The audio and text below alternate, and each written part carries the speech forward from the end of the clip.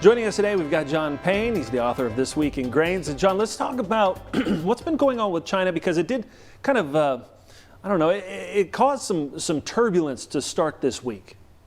Yeah, it really caught hold yesterday, Monday being the Sunday night trade.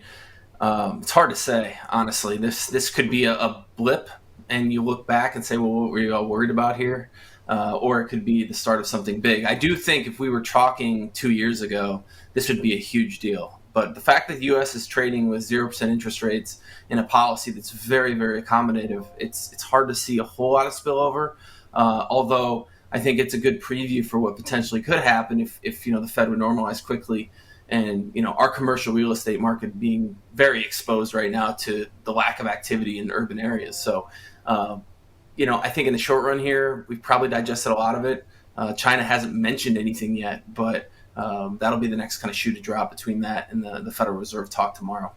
John, as we look at the global economy, obviously pretty intertwined here, and especially from our commodity standpoint, we need a strong economy over there, so they'll buy products over here.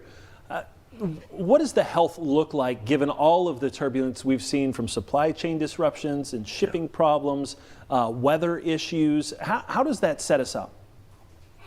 Well, we need more stuff. I think that's the big learning lesson from this COVID experience for me, is that the world operates on very thin margins when it comes to supplies. And as we're growing as a world and becoming more globalized,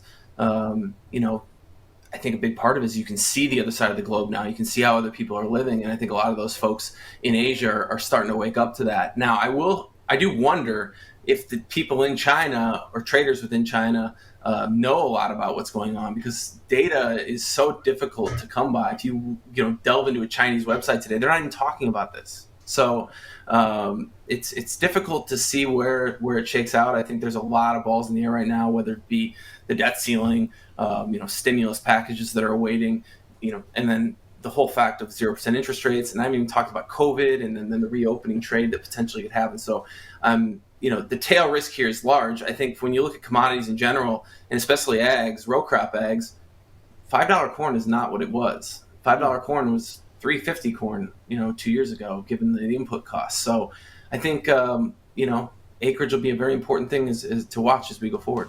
Absolutely. Always taking a look at that inflationary pressure. Appreciate it. Thank you so much, John. We'll be back with more Ag Day coming up in just a minute. To find John's newsletter, This Week in Grain and Oilseeds, head over to www.thisweekingrain.com.